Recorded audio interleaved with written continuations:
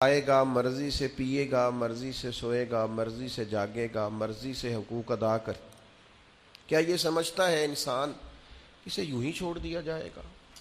معنی کیا ہے کہ ایسا نہیں ہے، اسے بہت ساری پابندیوں کا پابند رہنا پڑے گا، بہت سارے احکامات کی اسے پیروی کرنی پڑے گی، بہت ساری چیزوں کی فرما برداری کرنی پڑے گی. ہر مال اس کا نہیں ہے، اسے حلال اور حرام کی تمیز پیدا کرنی پڑے گی. ہر بات جو اس کی ذہن میں آئے گی یہ کہہ نہیں دے گا، بلکہ اسے سوچ کر بولنا پڑے گا.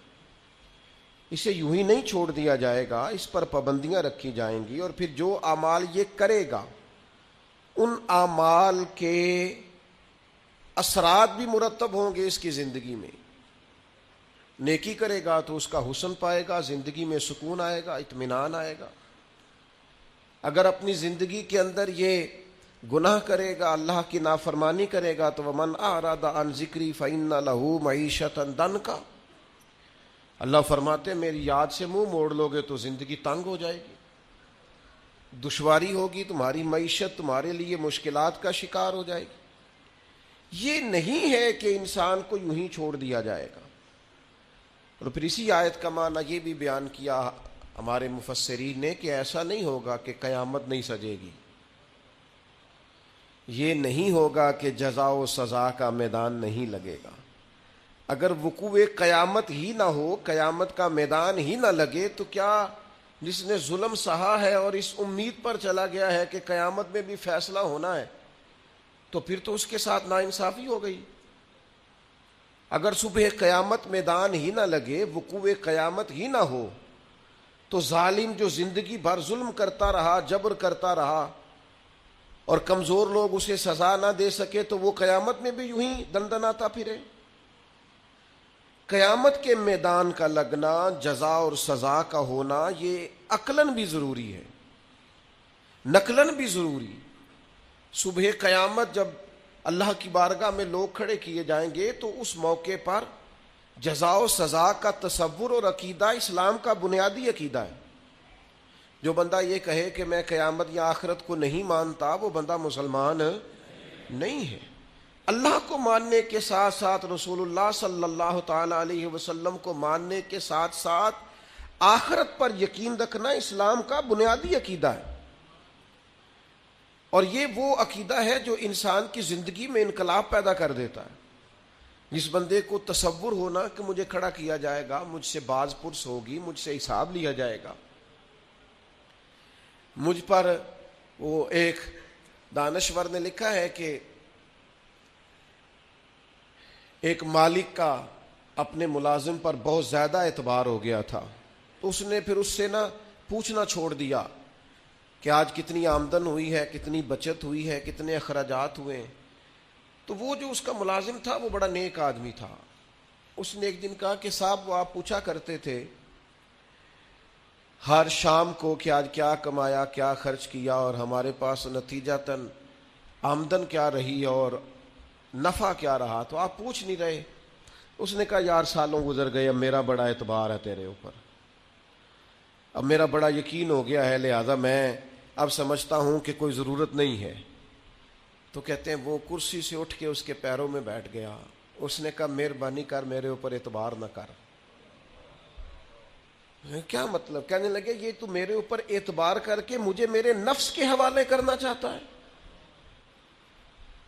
تو مجھے میری خواہشات کے سپرد کرنا چاہتا ہے کہ میں جو میرے من میں آئے کروں. مجھ سے پوچھا کر.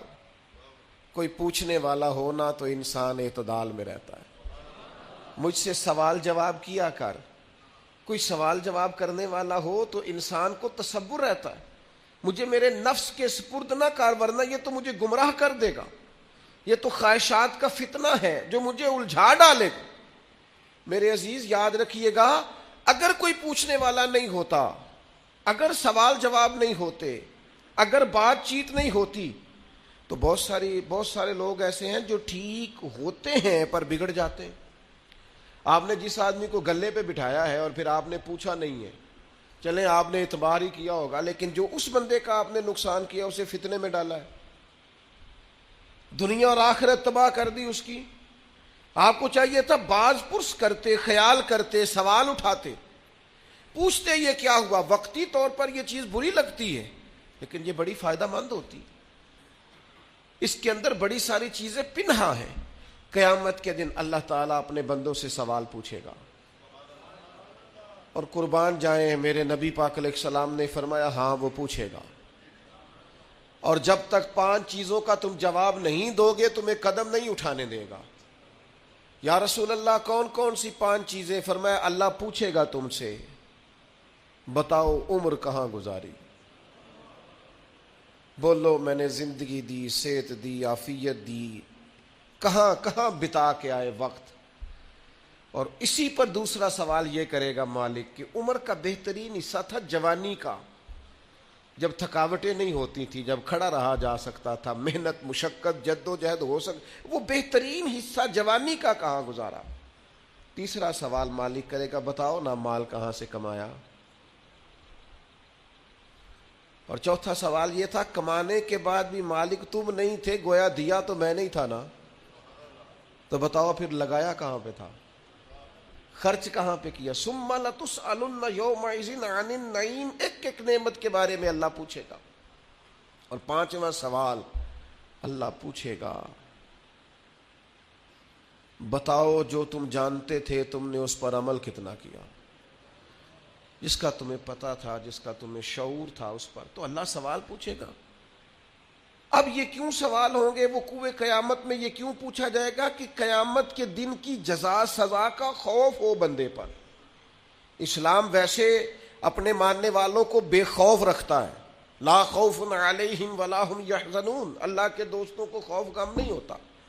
ایک غم تم اپنے اندر رکھو کہ تمہیں قیامت کے دن پوچھا جائے گا, اس کا خوف پیدا کرو. اور یہ خوف مالک کو اتنا پسند ہے, فرمایا وَلِمَنْ خَافَ مَقَامَ رَبِّهِ جَنَّتَانِ, جو اللہ کے سامنے کھڑے ہونے سے ڈرے گا اللہ اسے 2 جنتیں عطا فرمائے گا.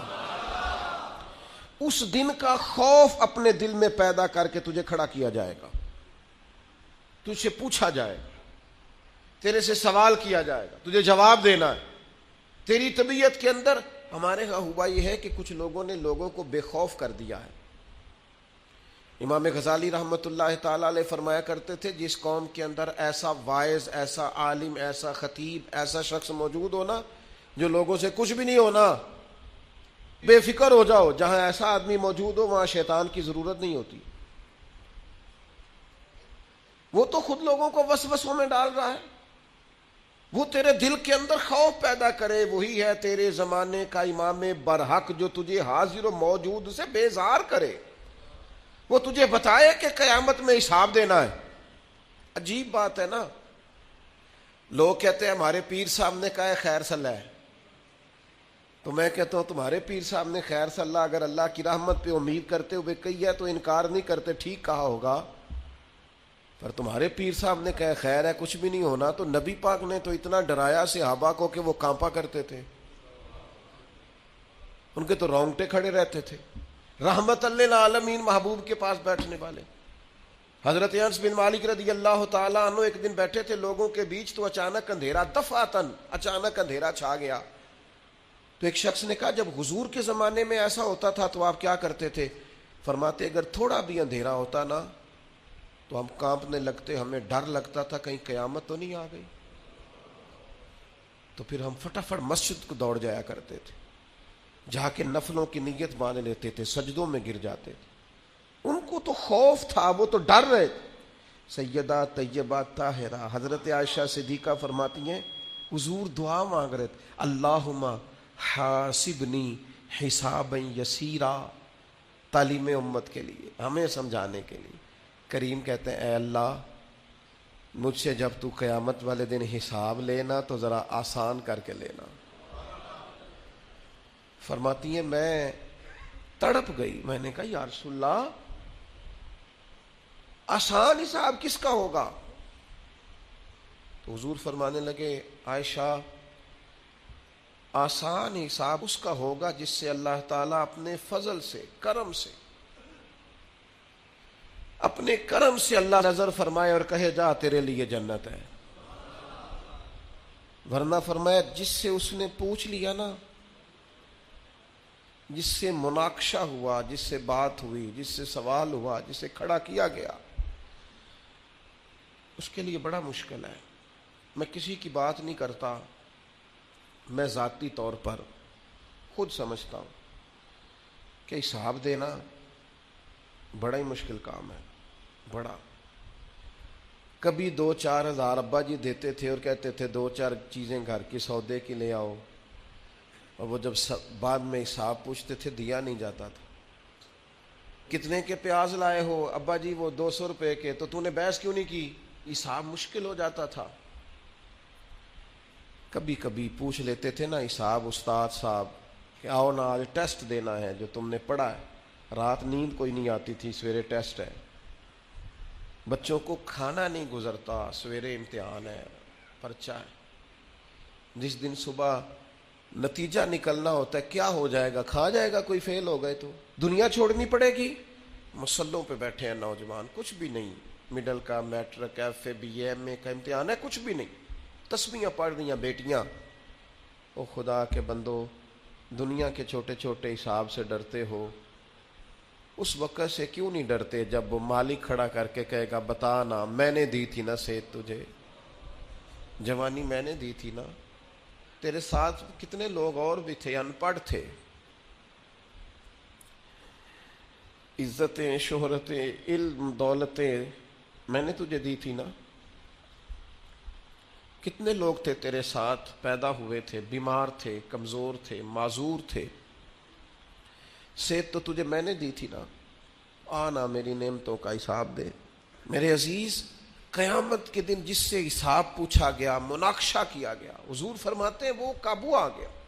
ہم بھی قیامت کا ذکر کرتے ہیں، ہم بھی کہتے ہیں قیامت کو لے لیں گے، قیامت کو دے دیں گے، لیکن اس کے بعد جو اثر مرتب ہونا ہوتا ہے نا، اثر۔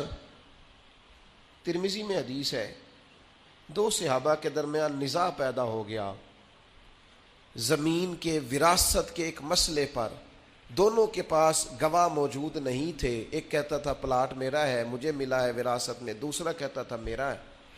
اگرچہ اللہ تعالیٰ نے محبوب پاک علیہ السلام کو غیب کے خزانوں کی کنجیاں دی ہیں، پر ہمیں سمجھانے کے لیے نبی کریم علیہ السلام ان سے فرمانے لگے، ہو سکتا ہے آج تم میں سے کوئی زیادہ تیز بولے، زیادہ بات بنانی اسے آتی ہو، زیادہ سلیقے سے قائل کرنا آتا ہو، اور آج زیادہ اچھے طریقے سے وکالت کر کے وہ اپنے حصے میں فیصلہ لے جائے کسی سے، لیکن یاد رکھنا آج تو تیزی دکھا کے، چلاکی کر کے اپنے حصے میں فیصلے کرا لو گے، قیامت میں ایسا نہیں ہوگا۔ قیامت کے دن تمہیں جواب دینا ہے۔ آج ہو سکتا ہے تم تیزی دکھاؤ، چلاکی دکھاؤ، کسی کو بنا لو، بات سنا لو، کوئی بھولا آدمی تمہارے کا شریف آدمی ہو، پیار کرنے والا ہو، تمہارے پیچھے چل نکلے، تم دال، قیامت میں کیا کرو گے؟ تو ہمارے بیچ بھی یہ باتیں ہوتی ہیں، پر معاذ اللہ ہم کہتے ہیں دیکھی جائے گی۔ ان دونوں کو رسول کریم نے جب فرمایا نا کہ آج تو تم فیصلہ کرا لو گے، قیامت میں کیا کرو گے، تو ایک کہنے لگا یا رسول اللہ میرا گزارا ہوتا ہے، اسی کو دے دیں آپ، حضور میرا کام چلتا ہے۔ تو وہ دوسرے کہنے لگے نہیں، آپ مہربانی فرمائیں، آپ نا انہی کو دے دیں، یہ نا میرا۔ وہ حضرت عمر کا زمانہ تھا نا، تو ایک شخص نے زمین بیچی تو دوسرے نے خرید لی، تو وہ جس نے خریدی وہ ہل چلانے لگا، تو ہل چلاتے چلاتے اندر سے خزانہ نکل آیا، تو وہ لے کے اس شخص کے پاس چلا گیا، کہنے لگا میں نے نا زمین خریدی تھی، خزانے نہیں خریدے تھے، لہذا رکھ لے اپنا خزانہ۔ تو وہ کہنے لگا میرے بھائی تو کو زیادہ نیک نہیں، میں نے جب بیچی تھی تو زمین بھی بیچی تھی اور جو کچھ اندر تھا سارا ہی بیچ دیا تھا، لہذا تیرا ہی ہے، میں نہیں قیامت میں حساب۔ وہ کہتا ہے تیرا ہے، یہ کہتا ہے آج کل کیا ہوتا ہے، نہیں نہیں میرا ہے، ابا جی سے پوچھ لو، چاچا جی سے پوچھ لو، میں پہلے بار گیا تھا، کام پہلے میں نے شروع کیا تھا، فلانے سے پوچھ کے دیکھو، محنت ساری میری ہے، تیرا ہے بھائی تیرا ہے، مجھے نہیں چاہیے، لے جا لے جا۔ قربان جائیں، یہ دنیا میں وہ روشن ستارے ہیں جن میں نور محمد عربی نے عطا فرمایا صلی اللہ تعالی علیہ، لے جا بھائی تیرا ہے۔ اب وہ فیصلہ حضرت ابی بن کعب کے پاس گیا، فیصلہ انہوں نے بڑا انوکھا کیا، وہ کہنے لگے جی میں نے دیکھے جی میں نے زمین خریدی تھی، اندر خزانہ تو نہیں نہ خریدا تھا، اسے کہے رکھے اپنا خزانہ، تو وہ کہنے لگا جی میں نے بیچ دی تو خزانہ بھی اسی کا ہے۔ انہوں نے فیصلہ کیا، دونوں سے پوچھنے لگے آپ کی اولاد ہے؟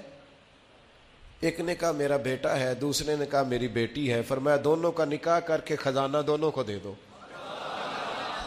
ان کے حوالے کر دو بچوں کے، تم دونوں۔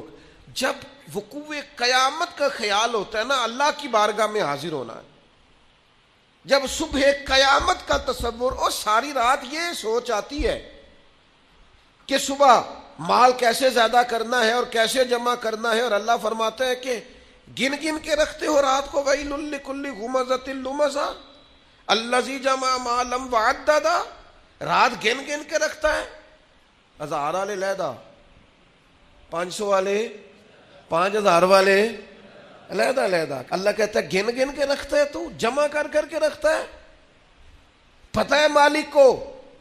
اور میرے بھائی جس طرح تو یہ سوچتا ہے صبح پیسے زیادہ کرنے، یہ کیوں نہیں سوچتا قیامت میں حساب بھی دینا ہے، اللہ کی بارگاہ میں حاضر بھی ہونا ہے۔ حضرت عبد الرحمن ابن عوف صحابہ میں سب سے امیر آدمی تھے، اور اتنی خوبصورت اور اتنی ان کی صاف ستھری دولت تھی کہ ان کے پیچھے نبی پاک نے نماز ادا فرمائی ہے۔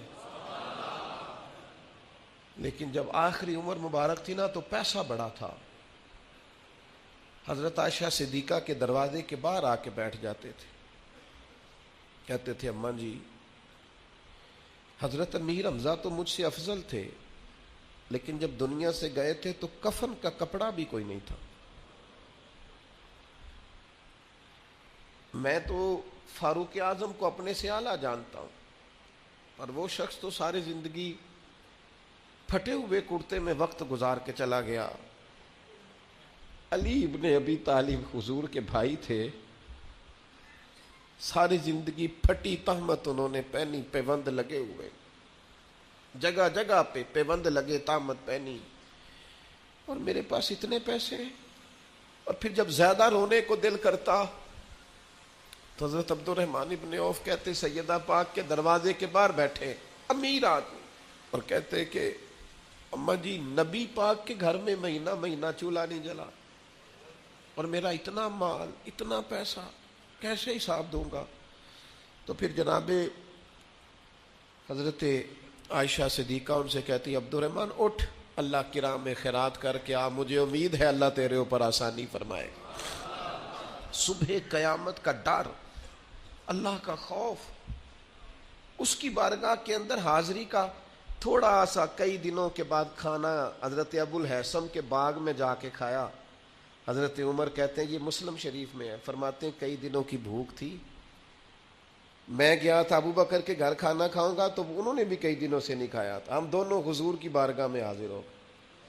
نبی کریم نے فرمایا بھوک لگ رہی ہے تمہیں؟ میں ہاں۔ فرمایا میں نے بھی 4 دن سے روٹی کوئی نہیں کھائی۔ چلو ابو الحسن انصاری کے گھر چلتے ہیں۔ فرماتے ہیں انہوں نے نا بکری ذبح کی، نبی پاک علیہ السلام نے تھوڑا سا کھانا کھایا، اور کھانا کھا کے حضور گہری سوچ میں چلے گئے۔ تو عرض کی یا رسول اللہ صلی اللہ تعالی علیہ وسلم کیا ہوا؟ تو حضور فرمانے لگے سوچ رہا ہوں یہ جو کھایا ہے اس کا حساب بھی تو دینا ہے نا۔ تو حضرت عمر فاروق کہتے ہیں میں تڑپ کے عرض کی حضور 4 دنوں کے بعد اگر گوشت ملا ہے تو حساب دینا ہے؟ تو حضور نے فرمایا عمر صرف وہ کپڑا جو تمہارا بدن چھپائے، وہ چھت جو تمہارا سر چھپائے، اور وہ کھانا جو تمہاری کمر سیدھی رکھے، اس کے علاوہ اللہ تم سے سوال پوچھے گا، تم نے جواب دینا ہے۔ ہتھی بکی مٹی پاؤندے، ہاتھ نہیں ہلاؤندے ڈر دے، جنہاں لی تو پاپ کمائے، دس کتھے نہیں تیرے کر دے، لا نہ بلا کے۔ بیٹا تو وہ اپنے بچوں کے ساتھ موج کر رہا ہے، بیٹیاں اپنے اپنے گھروں میں آباد ہیں، جنہاں لی تو پاپ کمائے، لیا بلا، دس کتھے نہیں ہو تیرے کر دے۔ میں بچوں کے لیے ساری زندگی اپنے لیے دوزخ کٹھی کرتے رہے، بچوں کو دے دے کے چلے گئے اور حساب ہم دیں۔ حضرت علی فرمایا تجھ سے بڑا بھی بیوقوف کوئی نہیں کہ کھائے گا کوئی اور حساب تو دے گا۔ اور پھر کیوں رازق بنتے ہو بچوں کے؟ ان کے لیے حلال اور طیب اکٹھا کرو، ان کے رازق نہ بنو، ان کا رازق اللہ ہے۔ یہ نہ خیال کرو کہ میں نہیں اگر بہت زیادہ کما سکوں گا تو پتہ نہیں یہ روٹی نہیں کھائیں گے، اس بات سے باہر آ جاؤ، یہ کمزوری ہے اپنی طبیعت کی، اس کو نکال دو۔ عزیز بھائیوں، قیامت میں اللہ تبارک و تعالی کی بارگاہ میں کھڑے ہونے سے جو بندہ ڈر جائے، بابا فرید الدین مسعود گنج شکر رحمت اللہ علیہ فرماتے ایک نیک نوجوان تھا پر قیامت سے بڑا ڈرتا تھا، بڑا ہی روتا تھا۔ وہ کہتا تھا کہ حساب نہیں دیا جاتا، اور پھر چونکہ ایک عمر گزار کے اس نے توبہ کی تھی تو پچھلے گناہ یاد کر کر کے وہ رویا کرتا تھا، یاد ماضی عذاب ہے یا رب، چھین لے مجھ سے حافظہ میرا۔ وہ روتا تھا، بیمار ہو گیا، آخری وقت آیا تو اس نے اپنی اماں کو بلایا۔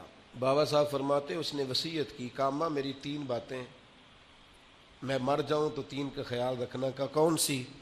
کہا کسی کو تو نہ بتانا، لیکن جب میرا انتقال ہو جائے نا تو میرے گلے میں رسی ڈالنا اور ذرا مجھے کھینچنا سین میں، اور ماں بتانا لوگوں کو کہ جو رب کی نافرمانی میں زندگی گزارے اس کا یہی اشر کرنا چاہیے، اور پھر اس طرح کرنا جب میرا جنازہ اٹھے تو رات کو اٹھانا، کیونکہ بڑے لوگ میری عادتوں کرتوتوں سے واقف ہیں، میں نہیں چاہتا کہ جنازے پہ بھی کوئی گواہی دے دے کہ وہ فلانا جا رہا ہے۔ رات کو جنازہ چپ کر کے مجھے دفن کر دینا۔ اور تیسرا، تھوڑی دیر جب لوگ آ جائیں تو اماں میری قبر پہ رہنا، مجھے امید ہے ماں کی برکت سے اللہ تعالیٰ میرے اوپر آسانی فرمائے گا، تھوڑی دیر رہنا۔ خاتون روئی پر بیٹے نے وعدہ لے لیا۔ بابا صاحب نے لکھا ہے کہ جب اس کا انتقال ہوا تو بی بی ابھی رسہ لے ہی رہی تھی، دروازے پہ کسی درویش نے دستک دی، اس نے کہا نہ کرنا، رات خوابیں آئی ہیں، اور آنے والوں نے آ کے کہا ہے اس سے کہنا اس کے بارے میں کچھ ایسا نہ کرے، رب کی رحمت پر امید ہے، اللہ بغیر حساب جنت عطا فرمائے گا۔ یہ رب کا مقبول بندہ ہے، اللہ کے کئی بندوں کو رات یہ نظارہ ہوا ہے۔ یہ خوف اگر پیدا ہو جائے قیامت کا کہ اللہ کے حضور حاضر ہونا ہے، یہ اگر تصور جاگزیں ہو جائے، آپ کہیں گے اس طرح کرنا درست ہے، تو بخاری میں حدیث ہے، نبی کریم علیہ السلام نے فرمایا اللہ کے ایک بندے نے نا وصیت کر دی تھی، ایک بندے نے وصیت کی تھی اپنے بچوں سے، اس نے کہا تھا یار میں بڑا گناہ گار ہوں، قیامت کے دن میں سامنا نہیں کر سکتا، اس طرح کرنا جب میں مر جاؤں نا مجھے جلا دینا، یہ بخاری میں حدیث ہے، اور جلا کے میری خاک اڑا دینا، میں جل جاؤں گا پر میں حساب پتہ سارا ہے سردار نو کیتیاں دا، من نانم کے من دانم، ساری زندگی گزر گئی لوگوں کا حساب کرتے، فلانا اس طرح کا ہے فلانا، اور لوگوں کا تو تجھے صرف شک ہے، اپنا تو پاک ہے، پکی بات چھپاتا ہے۔ کچھ لوگ کہتے ہیں جی میں جی ہمیشہ سچ بولتا ہوں، اپنے بارے میں بولنا سچ، ہمت کرنا جرت کا مظاہرہ کر، اپنے بارے میں سچ بول، بتا کہاں کہاں کرتوت کیے، کہاں کہاں جبر کیے، کہاں کہاں ظلم کیے، کہاں کہاں دوسروں کے بارے میں سچ بولتا ہے، یہ کس نے اجازت دی؟ اپنے بارے میں سچ بول، اپنے بارے میں بتا، اپنا اپنا حساب کر۔ حضرت ابراہیم ابن ادم رحمت اللہ تعالی علیہ مریدوں کے ساتھ گزر رہے تھے تو اوپر سے کسی بندے نے خاک ڈالی، تو مرید دوڑ پڑے، کہنے لگے ہم انہیں پکڑیں گے، تو حضرت صاحب فرمانے لگے کچھ نہ کہنا۔ حضور کیوں؟ فرمانے لگے میں کوئی شے بھی نہیں، اور اگر تم مجھ سے میرے عمل پوچھو تو اس نے خاک ڈالی ہے، میں اس قابل ہوں مجھ پر آگ ڈالی جائے۔ اور یہ عاجزی کے لیے نہیں کہا انہوں نے، ان کا حال یہاں تو چھوٹے چھوٹے لوگ میری طرح کے بن کے بیٹھ گئے، یہ انداز، یہ آنا، یہ جانا، یہ نصیحتیں کرنا، یہ کرو فر، یہ ترے، یہ کیا بات ہے، سوچتے ہی نہیں تھوڑی دیر کے لیے بھی۔ حضور فرماتے اس نے وصیت کی کہ مجھے جلا دینا، میری خاک بہا دینا، مجھے ڈر آتا ہے، میں نہیں مالک کا سامنا کر سکتا۔ اللہ کے حبیب فرماتے ہیں اس کے بچوں نے یوں ہی کیا، جلا دیا۔ یا رسول اللہ پھر کیا ہوا؟ فرمایا قیامت کے دن اللہ تعالیٰ زمین کے ذروں کو حکم دے گا وہ اس کے وجود کو اکٹھا کریں گے۔ وہ جس نے پہلے اسے بنایا تھا وہ دوبارہ بنائے گا، سامنے کھڑا کرے گا، فرمائے گا یہ تو نے کیا وصیت کی؟ اگرچہ یہ وصیت آج کرنا جائز نہیں، آج جائز نہیں، لیکن حضور نصیحت کے لیے بیان کرتے ہیں۔ فرمایا اس نے وصیت کی، اللہ تبارک و تعالیٰ اس سے پوچھے گا یہ تو نے کیوں کی؟ حالانکہ اللہ جانتا ہے، تو عرض کرے گا مالک میں ڈر گیا تھا، میں تو دنیا میں حساب نہیں دے سکتا تھا، قیامت میں کیسے دیتا؟ اللہ فرشتوں سے فرمائے گا یہ سچ کہتا ہے، اس نے واقعی یہ ڈر کر بات کی تھی، گواہ ہو جاؤ میں نے اس کے سارے گناہ معاف فرما دیے۔ اپنی طبیعت میں خوف خدا پیدا کریں۔ حضرت عمر کہا کرتے تھے اپنا حساب کر لو اس سے پہلے کہ اللہ تمہارا حساب کرے۔ میں آپ کو ذمہ داری سے، تجربے سے، جتنا مجھے قرآن و حدیث آتا ہے پڑھ کے بتاتا ہوں، جو جرم آپ نے کیے، میں نے کیے، ان کا حساب ہم نے دینا ہے، ہماری اولاد نے۔ بچوں کو پتہ ہے کہ ابا نے حلال کمایا کہ حرام کمایا؟ ان بیچاروں کو کیا پتہ؟ یہ ہماری ذمہ داریاں ہیں۔ صبح قیامت جو عروج پائے، جو کمالات پائے، وہ کس ڈگر پہ پائے، وہ ہم نے حساب دینا ہے۔ آنکھیں بند کر کے زندگی نہ گزارو، اب تو آنکھیں کھلنے کا ٹائم آیا ہے۔ جاگتی آنکھوں سے اپنا محاسبہ کرو۔ لوگوں پر تبصرہ کرتے وقت ہم بھول جاتے ہیں کہ ہمارے اپنے حالات کتنے خطرناک ہیں۔ ساری زندگی دنیا میں سیٹ ہونے کی کوشش کرتے رہے، سیٹ ہو جاؤں، سیٹ ہو جاؤں۔ پتہ ہے بندہ سیٹ کب ہوتا ہے؟ جب قبر میں اتارتے ہیں نا اسے، منہ کعبے کی طرف کرتے ہیں، اس کے گلے میں وہ جو سینہ بند ہوتا ہے اسے کھولتے ہیں، تو اوپر کھڑا ایک بندہ کہتا ہے تھوڑا سا منہ اور کرو کعبے کی طرف، تو وہ تھوڑا سا منہ اور کرتا ہے، تو پھر ایک آواز آتی ہے اب سیٹ ہو گیا ہے، اب سیٹ ہو گیا۔ یہاں جا کے سیٹ ہونا ہے، اس سے پہلے سیٹ ہونے والا کوئی معاملہ یہ ہے تمہارا سیٹ ہونا۔ خدا کے بندو آؤ، ساری زندگی دوسروں سے باتیں کی، دو باتیں اپنے آپ سے نہ کریں، اپنا حساب نہ کریں، اپنے معاملات کا جائزہ نہ لیں۔ اقبال کہنے لگے ڈھونڈتا پھرتا ہوا اقبال اپنے آپ کو، اپنے آپ کو، آپ ہی گویا مسافر، آپ ہی منزل ہوں میں۔ یہ جو خود احتسابی ہے، سیلف ٹرائل، خود احتسابی، اس پر تھوڑا کام نہ کریں۔ اقبال دوسرے مقام پہ کہتے ہو اپنے من میں ڈوب کر پا جا سراغ زندگی، تو اگر میرا نہیں بنتا نہ بن، اپنا تو بن۔ اپنی غلطیاں نہ ٹٹولیں، اپنے ساتھ گفتگو نہ کریں۔ جو اللہ کی بارگاہ میں کھڑے ہونے سے ڈرے گا، اللہ تعالیٰ اسے 2 جنتیں عطا کرے گا۔ شرط یہ ہے کہ ڈرے اللہ سے، ڈرے بول کے بتائیے، ڈرے کس سے ڈرنا ہے؟ حضرت عمر کے زمانے میں نا ایک نوجوان تھا، نیک تھا، مسجد جایا کرتا تھا رات کو۔ تو مسجد جا رہا تھا تو رستے میں ایک عورت نے دعوت گناہ دی، ابن عساکر نے اس کو لکھا ہے۔ تو نوجوان تھا، خواہشات تھی، کچھ طبیعت مائل ہو گئی۔ ابھی ادھر جا ہی رہا تھا کہ کسی نے آیت پڑھ دی والی من خاف مقام ربہ جنتان، جو رب کے سامنے کھڑے ہونے سے ڈرے گا اللہ 2 جنتیں دے گا۔ واقعی ڈر گیا، وہ واقعی ڈر گیا، اتنا ڈرا کہ بے ہوش ہو کے گر پڑا۔ بیماری سے لوگ بے ہوش ہوتے ہیں، پیسے ڈوب گئے بے ہوش ہوتے ہیں، بچے کے غم میں بے ہوش ہوتے ہیں۔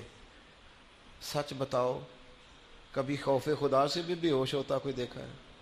ہمارے ہاں تو روز مرہ ہی نہیں ہے بھائی، اور بڑی باتیں ہیں بے ہوش ہونے کی، ڈرنے کی، غش کھانے کی۔ بے ہوش ہو کے گر پڑا۔ بوڑھے باپ کو کسی نے بتایا بچہ بے ہوش پڑا ہے، اٹھا کے گھر لائے، گھر لا کے کہا بیٹا کیا ہوا؟ نوجوان ہے، چڑھتی جوانی ہے، پر پاکیزہ بڑی ہے۔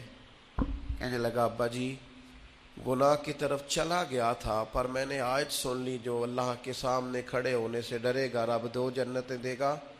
میں ڈر گیا تھا، رب واقعی 2 جنتیں دے گا۔ باپ رو پڑے، ابا جی کی آنکھوں میں آنسو آئے اور کہا پتر اللہ بڑا مہربان ہے، اس کے وعدے سچے ہیں، واقعی 2 جنتیں دے گا۔ اس نے پھر ایک چیخ ماری اور اس طرح کی ماری کہ اس کی روح ہی پرواز کر گئی، روح ہی پرواز کر گئی۔ کشتگانے خنجر تسلیم را، عشق کی خنجر سے قتل ہو گئے لوگ۔ صبح حضرت عمر کو پتہ چلا کہ انہوں نے تو رات جنازہ بھی پڑھ دیا، تدفین بھی کر دی. جناب عمر فرمانے لگے اتنا نیک نوجوان خوف خدا سے دنیا سے چلا گیا، مجھے کیوں نہیں بلایا، میں جنازہ پڑھتا.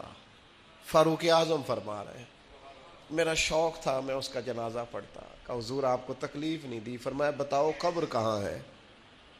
تے کامل پیر انہاں دے باہو قبر جنہ دی جیوے. حضرت فاروق اعظم قبر پہ تشریف لے گئے اور کھڑے ہو کے فرمانے لگے نوجوان مجھے امید ہے میرے رب نے تجھے 2 جنتیں دی ہوں گی. ابن عساکر کھول کے دیکھو تاریخ بغداد نے کیا لکھا ہے. حضرت سیدنا فاروق نے فرمایا امید ہے 2 جنتیں دی ہوں گی. قبر کے اندر سے بولا کامل پیرو نہ دے باہو قبر جنا دی جیوے. قبر کے اندر سے بولا. کہنے لگا حضور امید والی بات نہیں، رب کے وعدے سچے ہیں، اس نے واقعی مجھے 2 جنتیں عطا فرمائی. 2 جنتیں دی ہیں، میں نے اپنے مالک کو راضی پایا. تھوڑا سا نا اپنا محاسبہ کرنا ہے، اپنا حساب کرنا ہے. یار 1 2 کر کے اب اپنی غلطیاں نہ نکالنی شروع کریں. وقت نا تیز ہو گیا ہے. میں کبھی اپنوں کو یاد کرتا ہوں تو سوچتا ہوں کتنے سارے چلے گئے، کتنے. چند 1 استاد رہ گئے، باقی دنیا سے پردہ کر گئے. بزرگ چلے گئے، دوست کئی چلے گئے، رخصت ہو گئی دنیا. ہم نے کو بیٹھے رہنا ہے. تھوڑا سا وقت محاسبے پہ لگائیں. تقریریں بڑی سن لیں، خطبے بڑے سنے، نصیحتیں بڑی. صبح موبائل کھولتے ہیں تو 20 25 50 نصیحت کے میسج آئے ہوتے ہیں. اب رو نہ پڑیں اس کی بارگاہ میں. اب اس سے کہے نہ کہ ہماری مدد کر تاکہ ہم بدل بھی جائیں. اب اس کے حضور عرض نہ کریں کہ وقت بڑا بیت گیا ہے، مالک اب کرم نوازی فرما. ہر چیز کا دکھ ہے، کچھ تھوڑا سا اس کی بارگاہ کی طرف لوٹ کے جانے کا خیال نہ پیدا کر لیں. اب تو کبھی کبھی محسوس ہوتا ہے کہ کچھ باتیں رسم ہو گئی ہیں. جمعے میں لوگ آئیں گے، ہم جمعہ پڑھائیں گے، وہ چلے جائیں گے. محفل ہوگی، تقریریں ہوں گی، لوگ چلے جائیں گے. تو کبھی کبھی دقت ہونے لگ جاتی ہے. خطبے ہوں گے، عیدیں ہوں گی، چندے ہوں گے، کھائیں گے لوگ، پیئیں گے، رخصت ہو جائیں گے. کہیں ایسا تو نہیں کہ دین کو بطور دین نہیں لیا، بطور رسم لے لیا. ہم نے وہی کام کر لیا ہے کہ ٹھیک ہے ایک وقت آیا اسے گزارو، جمعہ پڑھو، جمعے کے بعد پھر دیکھی جائے گی. اب وقت آگے بڑھ گیا ہے. اب حضرت ابراہیم خلیل نے کہا تھا اللہ کی بارگاہ میں کہ ڈائریکٹ ہی جناب اسرائیل کو بھیج دیا، پہلے کوئی پیغام تو بھیجتے. تو مالک نے فرمایا خلیل جس دن پہلا سفید بال آیا تھا تو پیغام تو آیا تھا. جس دن زمین سے اٹھتے ہوئے پہلی دفعہ وجود میں کہیں درد محسوس ہوا تھا تو پیغام تو آیا تھا. اور جس دن تندرست جسم نے بیماری میں رات گزاری تھی تو پیغام تو آیا تھا. پیغام تو آ رہے بھائی، صبح شام پیغام آ رہے. اور حضرت داؤد طائی فرمایا کرتے تھے جس دن تو کندھوں پہ دادی اور دادے کے جنازے اٹھا کے لے گیا تھا تجھے یاد نہیں تھا کہ کبھی ان کندھوں پہ تجھے بھی اٹھایا جائے گا. نانی، نانا، چاچو، ماموں، ماں، باپ، جب یہ تو جنازے اٹھا کے لے جا رہا تھا تو تجھے ہوش نہیں تھی کہ باری تیری بھی آئے گی. تو نے بھی جانا ہے، تو نے بھی وہاں حاضریاں دینی ہے. کبھی قبرستانوں میں کھڑے ہو کے دیکھا کرو، رش لگتا ہے. قبیلوں کے قبیلے لیٹے ہیں، خاندانوں کے خاندان لیٹے. واپس آئے سنگیو. اب اس کی بارگاہ کی طرف رجوع کریں. اب توبہ کا وقت ہے، استغفار پڑھیں. شب قدر آ رہی ہے، اسے منا لیں، اس کے حضور حاضر ہوں، اس سے معافی لے لیں. حضرت بہلول دانا قبرستان میں کھڑے ہو کے ہنس رہے تھے تو ایک شخص نے کہا بابا تو بڑا دیوانہ ہے، کیا مرضی ہنسنے لگتا ہے، اب کیوں ہنس رہا ہے؟ اور قبرستان میں کھڑے ہو کے ہنس رہا ہے۔ تو فرمانے لگے یار ہنس اس لیے رہا ہوں کہ دنیا میں رب مانتا تھا، یہ قبروں والے نہیں مانتے تھے، اب یہ سارے مانتے ہیں، وہ نہیں مانتا۔ وہ کہتا دی نہیں تھی تمہیں مہلت، دی نہیں تھی تمہیں صحت، وقت تھا نہیں تمہارے پاس، اب یہ مانتے ہیں، اب وہ مانتا، ابھی وہ مانتا ہے۔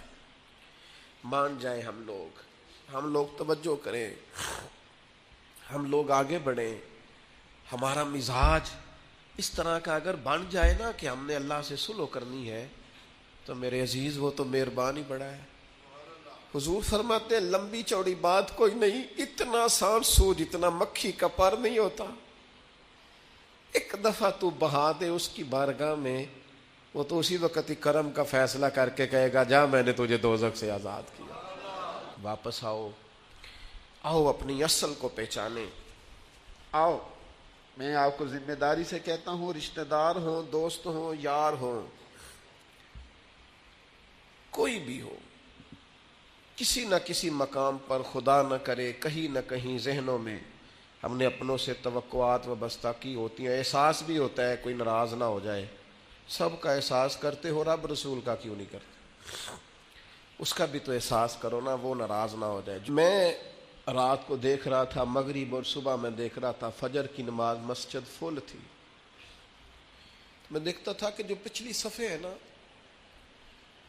یہ رمضان میں مغرب اور فجر میں فل ہوتی ہیں۔ سوچ رہا تھا کہ 2-4 دن کے بعد کہیں یہ صفیں ویران نظر نہ آنے لگ جائیں، یہ سوال نہ کھڑے کریں کہ کدھر گئے نمازی، مسجد مرثیہ خواہ ہے کہ نمازی نہ رہے، یعنی وہ صاحب اوصاف حجازی نہ رہے، یہ کہیں شکایت نہ کرے ہماری اللہ کی بار۔ تو آپ سے اپیل کروں گا جتنے نیک اعمال رمضان میں شروع کیے ہیں انہیں جاری رکھیں، عید کے بعد بھی جتنا قرآن شریف پڑھنا شروع کیا ہے اسے روز پڑھا کریں، جتنے استغفار پڑھ رہے ہیں رمضان میں وہ روز پڑھنی ہے انشاءاللہ۔ عید والے دن بھی اپنے معاملات میں فرق نہ، تھوڑی سی ایک دفعہ جد و جہد کرنی پڑے گی، ہمت کرنی پڑے گی، چلیں کہہ لیں جبر کر کے آپ کو عید والے دن بھی تلاوت کرنی پڑے تو کریں، تھوڑا سا چند دن اگر آپ اور گزار لیں گے تو انشاءاللہ تعالی معاملات میں بہتری ہوگی۔